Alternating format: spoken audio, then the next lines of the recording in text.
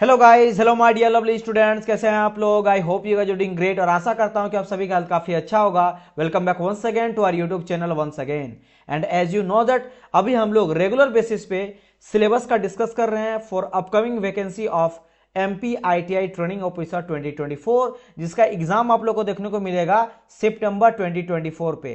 According to MP के तरफ से जो ईएसबी ने जारी करा है एग्जाम कैलेंडर, उसके अकॉर्डिंग अगर आप देखते हो तो सितंबर 2024 में इसका एग्जाम होना तय है, राइट। यानी कि अगर इसका एग्जाम होता सितंबर में तो कहीं ना कहीं जो नोटिफिकेशन आप लोगों को देखने को मिलेगा वो 2-3 मंथ पहले ही देखने को मिल जाएगा।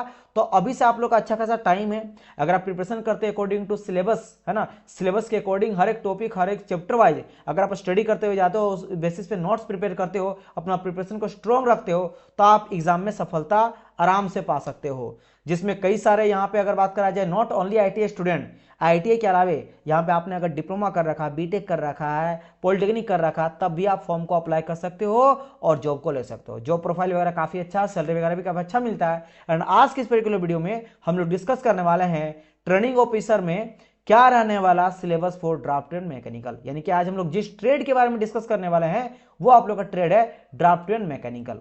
तो चलिए डियर स्टूडेंट डिस्कस करते हैं। और डिस्कस करने से पहले मैं आपको बता देना चाहता हूं कि आप लोग के लिए डेडिकेटेड व्हाट्सएप ग्रुप बना दिया गया है। अगर आपको सीरियसली प्रिपरेशन करना है 10 सिविल पॉइंट के साथ जुड़ के, सारे अपडेट के साथ, जितने भी आपका जैसे जैसे टाइम के साथ ये कोई भी अपडेट आता है, कोई भी हम लोग वीडियो लाते हैं, कोई भी गाइड सीरीज लाते हैं या कोर्स आता है, तो सारे वो इन्फॉर्मेशन आपको पता चलेगा। उसके लिए व्हाट्सएप ग्रुप बना दिया गया है। और हम लोग जिस भी एग्जाम को टारगेट करते हैं बहुत ही अच्छी तरह से करते हैं। इसलिए यहाँ पे कई सारे स्टूडेंट का बार बार आ रहा है कि सर जी कब से कोर्स वगैरह आएगा। अब बिल्कुल टेंशन ना लो, मैकेनिकल में जितने भी आपका सिलेबस पहले मैं एक बार डिकोड कर लो, उसके बाद मैं अनाउंसमेंट कर दूंगा कि कब आप लोग का जो कोर्स है वो स्टार्ट हो जाएगा। तो उसके लिए भी आपको व्हाट्सएप ग्रुप में जुड़ जाना। सारे सीरियस कैंडिडेट आप जुड़ सकते हो अगर आप सच में इसका प्रिपरेशन करना चाहते हो। तो मैकेनिकल के लिए बहुत अच्छी खबर इसलिए है क्योंकि 10 आपका ट्रेड है, 10 ट्रेड आपका आता है, 10 में से 5 ट्रेड केवल और केवल मैकेनिकल कराता है। जिसमें आप लोग का अगर मैं बात करता हूं तो आ जाता है जैसे आपका डीजल मैकेनिक हो गया, है ना, या फिर बात करता हूं मैं फीटर हो गया, फीटर के बात करता हूं आरएससी हो गया,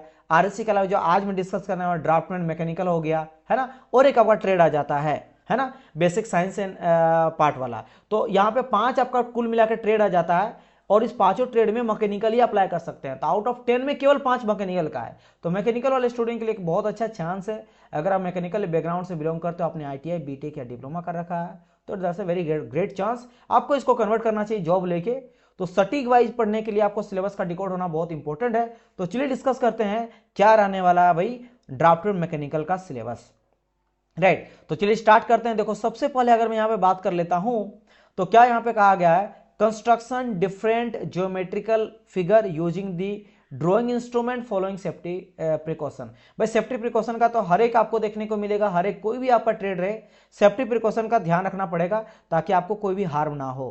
तो उसको ध्यान में रखते हुए आपको अलग अलग तरह का ज्योमेट्रिकल ग्राफ बनाना है, अलग अलग तरह का इंस्ट्रूमेंट का यूज करके।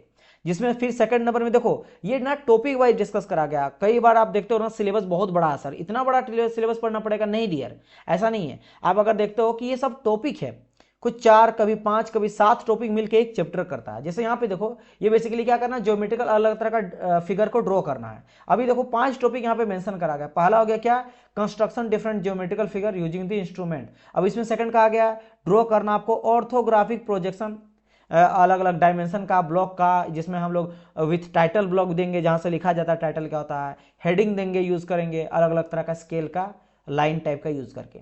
फिर थर्ड नंबर में क्या कहा गया, कंस्ट्रक्ट करना free hand sketch for simple machine with correct proportion, मतलब सिंपल मशीन का फ्री हैंड से ड्रॉ करना।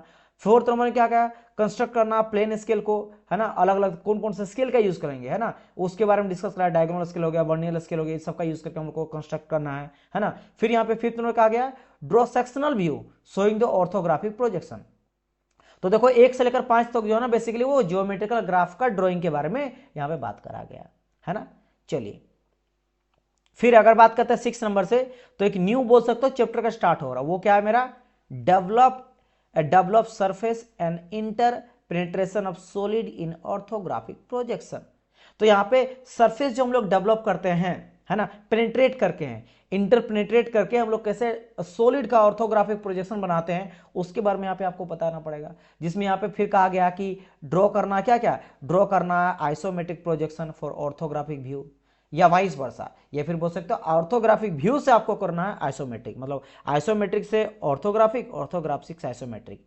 एंड उसके अलावा यहाँ पे कहा गया जैसे दो तरह का हम लोग कटिंग करते हैं, जब कटिंग करते हैं ना मेटल को, तो एक तो करते हैं हम लोग ऑब्लिक कटिंग, आप लोगों को पता होगा, है ना, तो ऑब्लिक कटिंग जिसको हम लोग 3D कटिंग भी कहते हैं। फ्रॉम द ऑर्थोग्राफिक व्यू कहा गया, फिर draw indicate the specific different type of fasteners का यूज किया जा रहा है। तो ये चीज है, आपको कटिंग करते हो तो उसके लिए कौन कौन सा ऑर्थोग्राफिक व्यू आपको पता होना चाहिए। Draw and indicate the specification of different type of fasteners. अब देखो यहाँ पे एक न्यू फिर से चैप्टर स्टार्ट हो गया, फास्टनर्स के बारे में जानना, है ना, डिफरेंट तरह का फास्टनर उसका, अच्छा, ड्रॉ और इंडिकेट करना अलग अलग तरह डिफरेंट तरह का फास्टनर्स, है ना, वेल्ड, लॉक डिवाइस, तो चाहे फास्टनर्स रहे, वेल्ड रहे, लॉक डिवाइस रहे, उन सभी को ड्रॉ करना, इंडिकेट करना अलग अलग ड्रॉ करने के साथ। जैसे फास्टनर्स है तो फास्टनर्स में कोई भी अगर फास्टनर्स, कोई भी वेल्ड आ गया, कोई भी लॉकिंग डिवाइस आ गया, लॉकिंग को ड्रॉ करो और उसका अलग अलग पार्ट्स का नाम वगैरह मेंशन करो, वो चीज है। Acquire basic knowledge of tool and equipment of light trade, तो मतलब वो रहा कि बेसिक नॉलेज आपका होना चाहिए टूल्स के बारे में का, किसका किसका, जैसे फीटर का, टर्नर का, मशीनिस्ट का, सीट मेटल का, ये अलग अलग ट्रेड बेसिकली आप देखते हो आईटीआई का होता है, तो सबके बारे में थोड़ा थोड़ा पता होना चाहिए। फीटर क्या होता है, टर्नर क्या होता है, मशीनिस्ट क्या होता है, सीट मेटल क्या होता है, welder, foundry man, electrician, machinist, motor vehicle, सबके बारे में पता होना चाहिए। फिर यहाँ पे क्या कहा गया 10th नंबर में, construct different type of gear. देखो ये अधिकतर जो आप देखोगे ना, अधिकतर आप डायमेट्रिकल और ज्योमेट्रिकल फिगर के बारे में ही यहाँ पे देखने को मिलता है। तो construct different type of gear, couple, bearing, tolerance, dimension, indicate surface, finish symbol. वही चीज है, ड्रॉ करना है, सिंबल दिखाना है कि कोई क्लीन सिंबल है, कोई कटिंग हो रहा है उसका सिंबल, कहीं ड्रिलिंग हो रहा है उसका सिंबल, अलग अलग तरह के फिनिशिंग सिंबल होता है, अनफिनिश्ड है, कोई प्योर फिनिश है, उसका किस सिंबल से दिखाया जाता है। 11th नंबर कहा गया perform computer application and create 2D on केड drawing space using the command from the ribbon, menu bar, tool bar and tipping the command prompt. मतलब बात करें केड का, कंप्यूटर एडेड डिजाइन का यूज करना आपको है। कंप्यूटर एडेड डिजाइन का use करके कैसे आप जो है 2D ऑब्जेक्ट वगैरह बनाते हो, है ना, उसके बारे में यहाँ पे कहा गया। 2D भी होता है, 3D भी होता है, तो 2D की बात यहाँ पे करा गया है। तो यहाँ पे कुछ कुछ चीजों का यूज करेंगे, जैसे रिबन, मेनू का, मेनू बार का, टूल बार का यूज करके आपको केड का हेल्प से 2D वगैरह ग्राफ कैसे बनाते हो, क्या शॉर्टकट्स वगैरह रहता है, आपको ड्रॉ वहां नहीं करना है, मतलब आपको उससे रिलेटेड क्वेश्चन बन सकता है, तो आपको बारे में नॉलेज होना चाहिए। फिर demonstrate basic mathematical concept and principle to perform practical operation, understand and explain the basic science in the field of study, construct projection view of geometrical figure with the dimension and annotation on CAD in the model space and view part in layout space।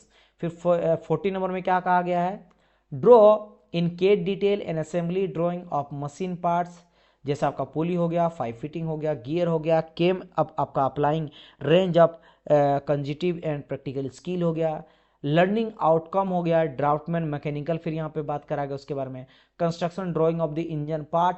अब देखो फिर से आप construction किसका करना है, engine parts का drawing आपको सीखना पड़ेगा। Detail and assembly in the template out, applying quality concept in CAD, CAD के बारे में नॉलेज होना तभी जाके ड्राइंग कर सकते हो अलग अलग तरह मशीन पार्ट का। Create 3D solid by the switching to 3D modelling work space in CAD, generating view, print preview and plotting, construct detail and assembled drawing applying conventional sign and symbolic CAD, यानी CAD से related बहुत सारा चीज यहाँ पे आपको दिया गया है। Prepare drawing of machine part by the measuring with gauge and measuring instrument, draw machine shop layout, मतलब भाई मशीन पार्ट का आपको लेआउट बनाना है, ठीक है, मशीन का कंस्ट्रक्शन का लेआउट बनाना है, उसका प्रिंट प्रीव्यू करना, प्लॉटिंग करना है, समझ गए, 3D मॉडलिंग बनाना है, draw a machine assemble and detail view, machine parts and dimension, annotation, title box, bill material, इन सबको दिखाना है, इन्वेंट्री को दिखाना है, solid work, auto inventory 3D modelling के through, create producing production drawing of machine parts, production कैसे करता है उसका आपको ड्रॉ करके दिखाना है। डेमोन्स्ट्रेशन के थ्रू आपको बेसिक मैथमेटिकल कॉन्सेप्ट होना चाहिए, एंड ये तो आपको सबको पता है, लास्ट में ये सब 2-3 लाइन रहता है कि बेसिक अंडरस्टैंडिंग होना चाहिए, आपको बेसिक बिहाइंड साइंस होना चाहिए जिस फील्ड में आप स्टडी कर रहे हो, है ना, और सबके रिलेटेड बेसिक कॉन्सेप्ट भी मैथमेटिकल कॉन्सेप्ट आपको होना चाहिए, उसका डेमोन्स्ट्रेशन कैसे करोगे उसके बारे में नॉलेज होना चाहिए। तो this is all about draughtsman mechanical. तो आप पूरा का पूरा ना ड्राफ्टमैन मैकेनिकल में आप अधिकतर चीज जो क्या करते हो, ड्राइंग से रिलेटेड है। ज्योमेट्रिकल ड्राइंग आपको करना है ना, आपको अलग अलग तरह का प्रोजेक्शन बनाना है, यहाँ पे है 2D में भी 3D में भी। कैसे बनाते हैं, all about draughtsman mechanical is all about drawings, है ना। जब ड्राइंग करता है ना, उसके लिए कौन कौन सा एनोटेशन यूज करना है, टाइटल बॉक्स हम लोग कैसे लेते हैं, समझ गए। अलग अलग तरह का फास्टनर्स का ड्रॉ बनाओ, अलग अलग तरह मशीन पार्ट्स का ड्रॉ बनाओ, अलग अलग तरह का जो आपका नॉलेज, अलग अलग ट्रेड होता है, उन सब में क्या क्या इक्विपमेंट यूज करते हैं, चाहे मार्किंग टूल हो गया, मेजरिंग टूल हो गया, कटिंग टूल हो गया, फास्टनर्स हो गया, है ना, होल्डिंग टूल हो गया, लॉकिंग टूल हो गया, मशीन्स हो गया, सबके बारे में ड्रॉ करना है 2D में 3D में, है ना, अलग अलग तरह का प्रोजेक्शन बनाना है। तो ये सब आपको यहाँ पे पढ़ना पड़ेगा, है ना। तो ये रहा आप लोग का ड्राफ्टमैन मैकेनिकल का सिलेबस। तो इन सभी चीज़ों को ध्यान रखना है। केड के बारे में नॉलेज होना चाहिए। केम तो यहाँ नहीं कहा गया, लेकिन कंप्यूटर एडेड डिज़ाइन आपको आना चाहिए। तो ये चीज़ आप लोग को यहाँ पे देखना पड़ जाएगा। चलिए डियर, तो ये रहा आपका इसका सिलेबस। इसके बाद बचा और एक शायद आप लोग का मैकेनिकल का सिलेबस है, उसके बारे में मैं डिस्कस करूँगा। एंड देन और चीज़ें आएगा, कैसे प्रिपरेशन करोगे और बेस से रिलेटेड भी आपको जानकारी मिल जाएगा। तो मिलते हैं हम लोग नेक्स्ट पार्ट में, तब तक के लिए goodbye and God bless you all. Thank you so much dear student, bye bye.